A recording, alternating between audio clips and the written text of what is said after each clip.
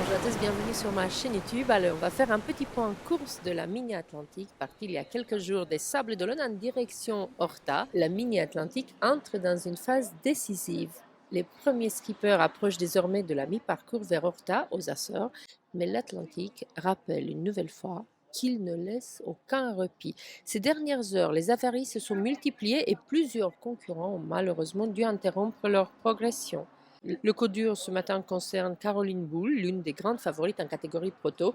Alors qu'elle occupait les avant-postes, la navigatrice a subi une casse de son puits de foil bâbord, une avarie majeure qui la contrainte à faire demi-tour. Elle fait désormais route vers le port espagnol de Bayona, mettant un terme à ses ambitions sur cette première étape, pourtant sur un bateau extrêmement performant. Vous le connaissez parce que je vous en ai déjà parlé lors de la dernière Mini Transat.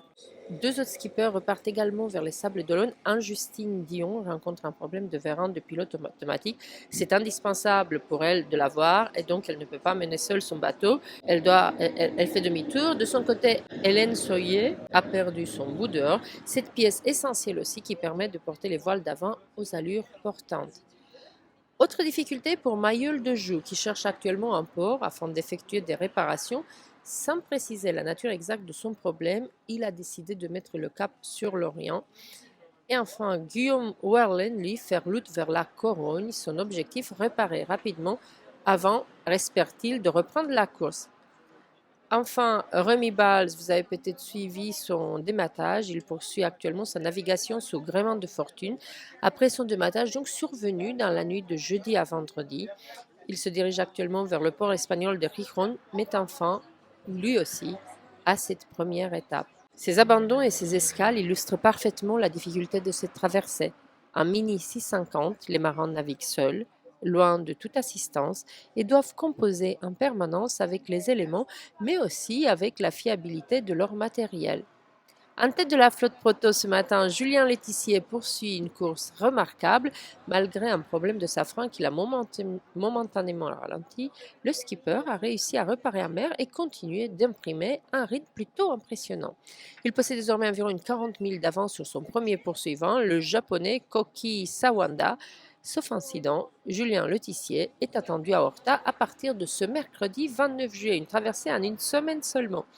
Si ça se fait, on n'y est pas encore, j'y reviendrai mercredi pour vous dire où nous en sommes.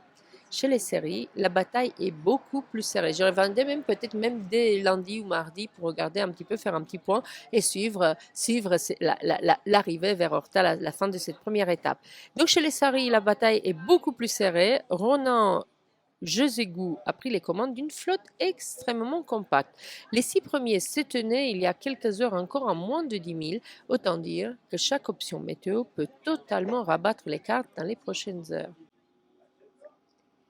Depuis le départ, plusieurs concurrents ont tenté une route plus au sud, tandis que d'autres restent sur une trajectoire plus directe. Ce duel stratégique pourrait faire toute la différence à l'approche des Açores, car la météo réserve encore son lot de surprises. Et si les leaders profitent encore d'un vent portant d'une quinzaine de nœuds, un vaste ralentissement est attendu à l'approche de l'archipel. Cette zone de vent faible pourrait provoquer un important regroupement de la flotte et offrir une dernière chance aux poursuivants de revenir dans la course. C'est toujours comme ça, vous avez ces trucs en accordéon, on a des gens qui vont devant, qui peuvent même mener la course pendant un très bon moment devant, et puis il y a tout le monde qui revient derrière, et en mer, rien n'est jamais joué jusqu'au dernier moment. La Mini-Atlantique est donc loin d'avoir livré son verdict. Entre performance sportive, choix tactique et avarie, chaque heure peut désormais changer complètement le classement. Je continuerai bien sûr à suivre cette traversée et vous informer de l'évolution de la course jusqu'aux arrivées à Horta. Je pense que ma prochaine vidéo va être vers lundi ou mardi. En tout cas, si vous aussi vous aimez suivre cette aventure et ces marins en solitaire, pensez à vous abonner à ma chaîne pour activer les notifications et ainsi savoir à chaque moment quand je publie une vidéo. Si vous voulez m'aider, me soutenir également, parce que je fais cela, comme vous le savez, bénévolement, n'hésitez pas à mettre des commentaires, à mettre des likes, cela aide ma chaîne YouTube. Voilà, je vous embrasse, je vous souhaite un très bon week-end à tous et je vous dis à très bientôt. Bye bye.